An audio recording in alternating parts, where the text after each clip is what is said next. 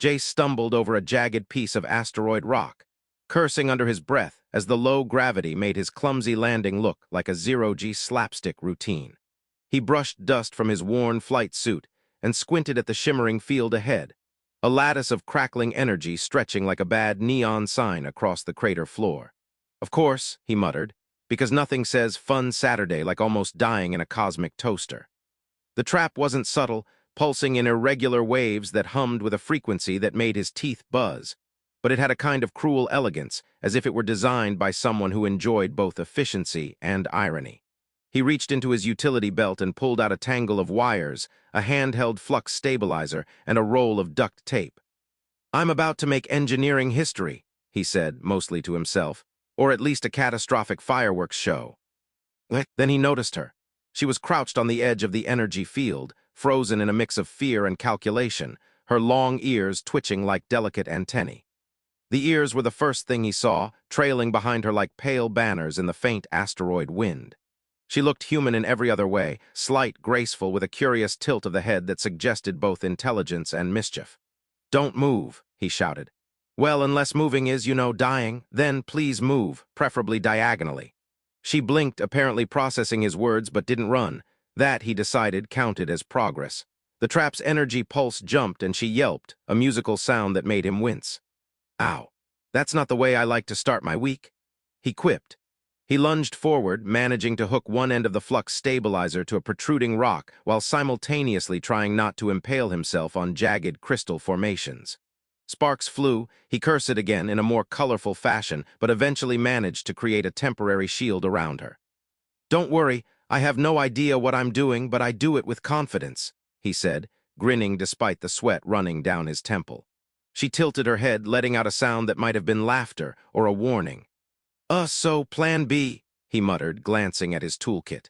He grabbed a wire coil and tossed it over the nearest energy conduit. It arced perfectly, and for a brief, glorious moment, the energy field blinked out. "Boom! Physics, you're welcome."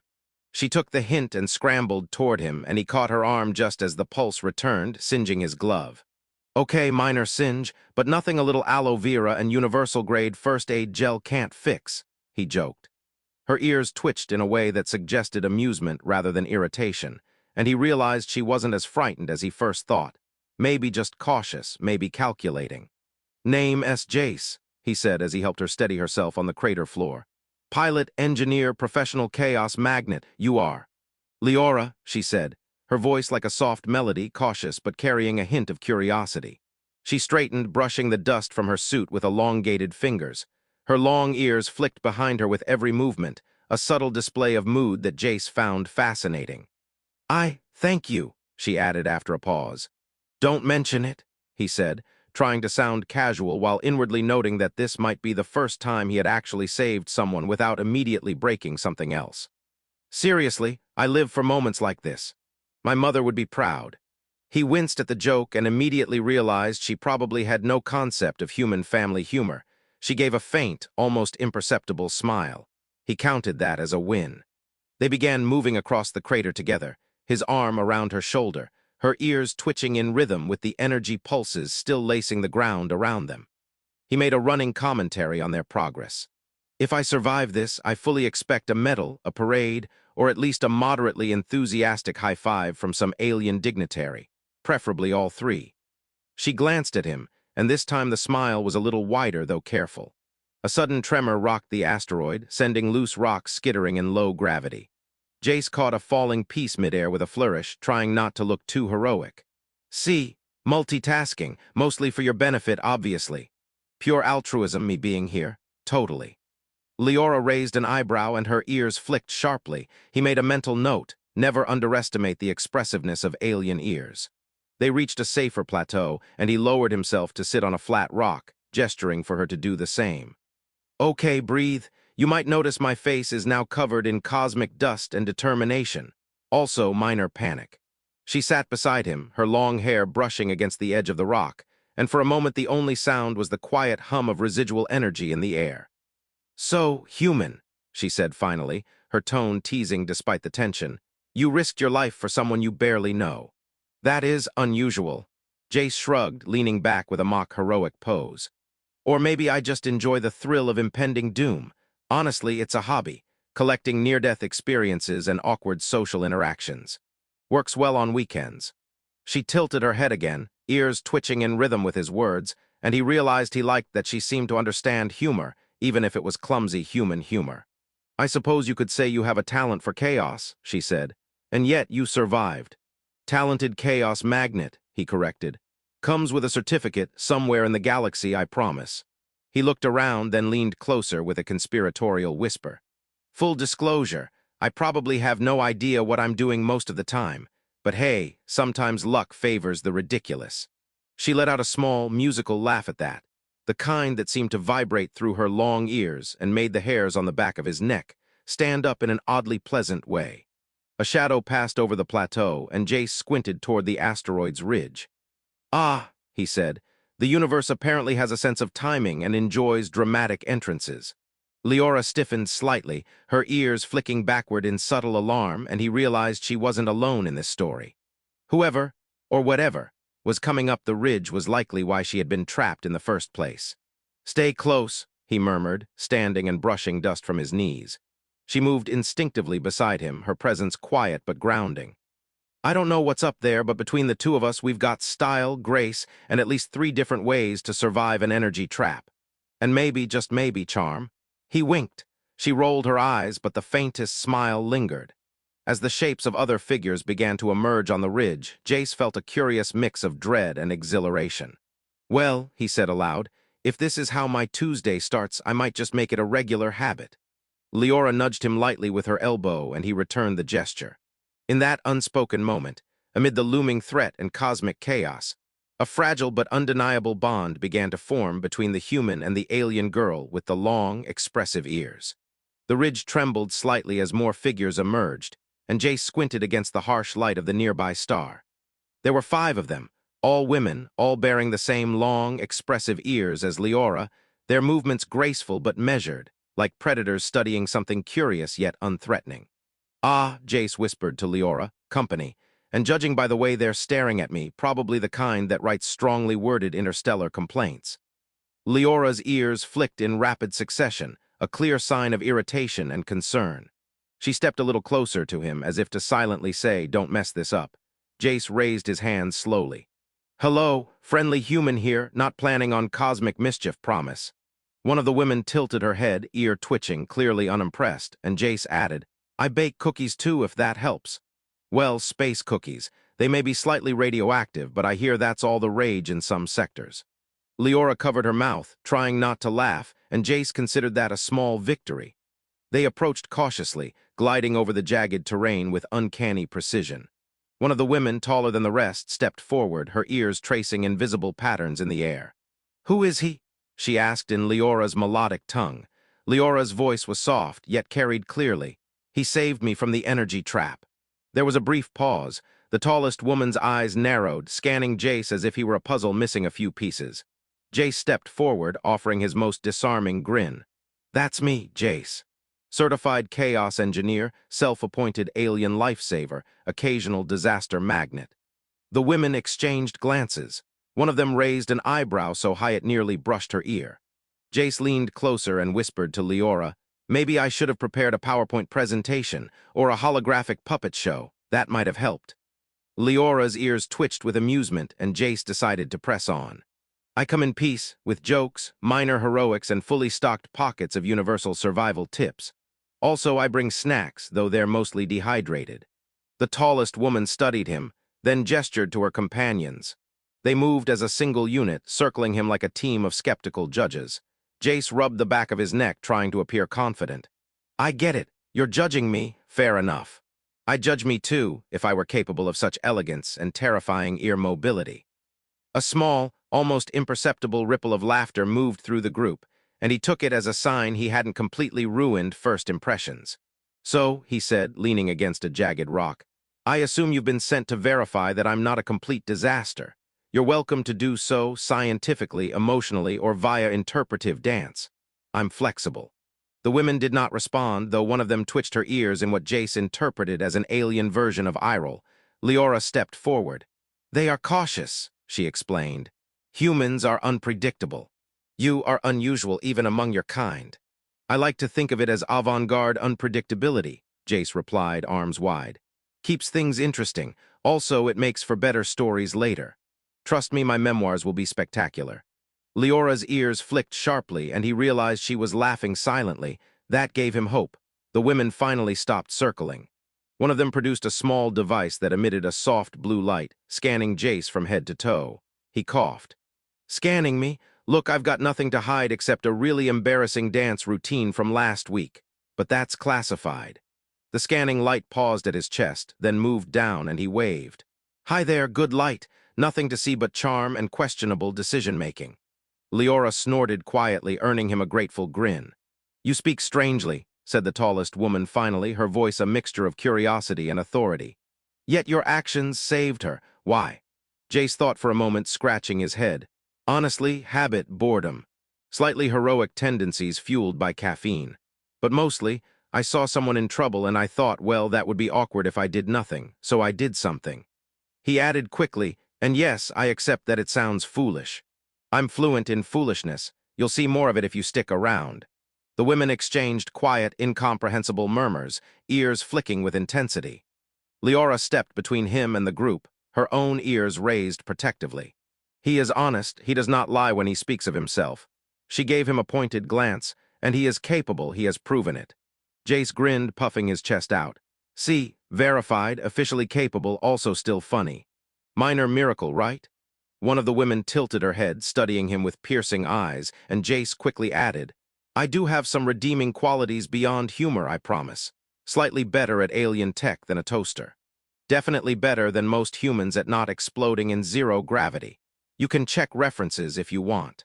Finally, after what felt like hours to Jace but was probably only minutes, the women relaxed slightly. They gestured for him to follow, moving toward a structure embedded in the rocky terrain. This is our sanctuary, Leora translated. You may enter, but with caution. We observe first. We learn quickly. Jace stumbled slightly as he entered, muttering to himself. Caution, got it. Observed, also got it. Learn quickly, well, I hope my learning curve includes not setting things on fire, but we'll see. Inside, the sanctuary was filled with strange artifacts, glowing panels, and hovering devices whose purposes were immediately incomprehensible. Jace reached out and poked one gently. A holographic map flared to life. Ooh, neat, look at that. I could get lost in this in a productive way, possibly. The tallest woman watched him, eyes narrowed, and Jace gave her a mock salute. Hello, intimidating leadership figure. I assure you my only goal is friendship, maybe some diplomacy, and if there's time, winning at cosmic trivia. Leora's ears twitched sharply as if telling him to behave, and he leaned toward her. All right, I'll behave, mostly. Promise. Over the next several cycles, Jace found himself under constant observation, but he adapted with a mix of humor and genuine ingenuity. When a small power conduit failed in the sanctuary, he rewired it with parts from his pack while cracking jokes about being the galaxy's worst electrician. When a drone zoomed out of control, he improvised a magnetic net, calling it a tactical cuddle for rogue machinery. Each success brought a faint smile from the tribe, each misstep was met with mild irritation, but laughter wasn't far behind. By the time the artificial night cycle began, the women had accepted him enough to allow him near communal areas. Leora nudged him lightly. You are not like other humans, she said softly, ears flicking with amusement. Thank you, he replied, mock bowing. I take that as the highest praise possible from a species with excellent ears. Possibly the best ears I've ever seen, and trust me, I'm an ear enthusiast. And for the first time since the energy trap, Jace felt that he wasn't just surviving. He was connecting, in a universe that rarely offered second chances, and with people whose skepticism could be disarmed by a combination of wit, bravery, and a dash of human ridiculousness. The sanctuary buzzed with activity as the artificial day cycle bathed the chamber in soft, iridescent light. Jace leaned against a hovering console, arms crossed, trying to look casual while secretly marveling at the alien technology. Leora approached, ears flicking sharply. You seem comfortable here, she said, a hint of amusement in her voice. Comfortable, Jace replied, squinting at a floating data slate that kept flickering. I have no idea what half of this does, but I'm learning to survive without setting the place on fire. That counts as progress, right? Leora let out a soft laugh, a sound like wind through crystal, and he grinned. Progress. That's my new motto, Jace, Master of Progress. The women of her tribe moved around them, preparing for what Jace had been warned was a joint operation. Apparently, a rival faction had seized an energy crystal crucial to the tribe's stability, and Jace's unusual human tactics had earned him a place in the plan. He had spent cycles studying their strategies, improvising and inserting humor into otherwise tense briefings. We're going to infiltrate the facility, grab the crystal, and leave without a dramatic interstellar incident, he said, pacing in exaggerated circles. Or with one, I'm flexible like that. Leora rolled her eyes, though her ears twitched in amusement. They boarded sleek hovercrafts, engines humming like contented beasts, and rose into the low-gravity air. Jace clutched the railing, pretending to be calm. Hovercrafts, love these things. Reminds me of the time I tried to parallel park a shuttle. Disaster, but memorable. Leora nudged him, making him stumble into a perfect landing stance, and he whispered, "See." Skilled, totally intentional. The enemy facility sprawled across a jagged asteroid ridge, cloaked in deceptive camouflage. Jace squinted at the entrance. Well, this looks friendly. I love hostile architecture. Makes the victory more satisfying. Leora gave him a pointed glance, and he added quickly, kidding, mostly kidding.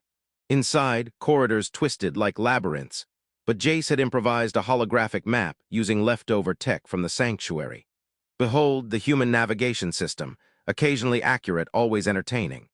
The women moved silently, their long ears tracing subtle vibrations in the walls. Jace followed, attempting stealth but occasionally tripping over shadows. Oops, stealth, very subtle, totally invisible, right? They reached the crystal chamber.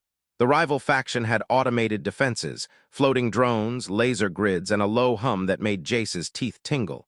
He surveyed the area. All right, I've got a plan. Step 1, look heroic. Step 2, maybe improvise. Step 3, hope for the best. Leora raised an eyebrow. You are confident. Confident and slightly reckless, he admitted. It's my brand. You'll get used to it. The mission unfolded in a mixture of chaos and ingenuity. Jace improvised diversions, holographic decoys, magnetic pulses that sent drones spiraling, and a particularly inspired moment where he used a leftover energy conduit to create a temporary force field bubble. See, tactical genius, humble too. Leora's ears twitched with amusement and admiration, and the tribe began to adapt his unpredictable style. His jokes broke tension at critical moments. When a drone clipped Leora's hair, he quipped, "New look, you're a trendsetter now." When a holographic trap blinked to life, he added, "Ah, interactive entertainment, my favorite." They reached the crystal and secured it, but the rival faction arrived, a small squad of humans and aliens. Jace froze for a heartbeat, then grinned. Ah, audience participation, I love this part. He ducked behind a pillar, gesturing wildly. Leora followed, ears flicking sharply as she mirrored his movements. Using a combination of tribal tactics and Jace's improvisations, they created a cascade of holographic illusions, magnetic pulses, and well-timed distractions that left the rival squad flustered and disoriented. Jace whispered, "Nothing like a little chaos diplomacy." By the time they exited the facility, crystal in hand, everyone was laughing despite exhaustion. One of the tribal women muttered, "He is unusual." Leora smiled. "He is more than unusual, he is effective." Jace bowed dramatically. "Why, thank you, I try to be both simultaneously." Back at the sanctuary, the crystal was restored to its rightful place, stabilizing the tribe's energy network. The women celebrated quietly, offering small gestures of approval to Jace, who responded with exaggerated bows and mock solemnity. Leora nudged him. "You have changed," she said softly. "You are braver than I thought, yet still human, still funny even in danger." Jace paused, realizing she was right. The fear and awkwardness that had defined him in the asteroid trap had given way to competence tempered with humor. "I guess I learned that sometimes chaos isn't just survival," he said. "It's connection, and maybe, just maybe, it's worth trusting, even when the odds are ridiculous." The women nodded, their ears flicking in subtle agreement.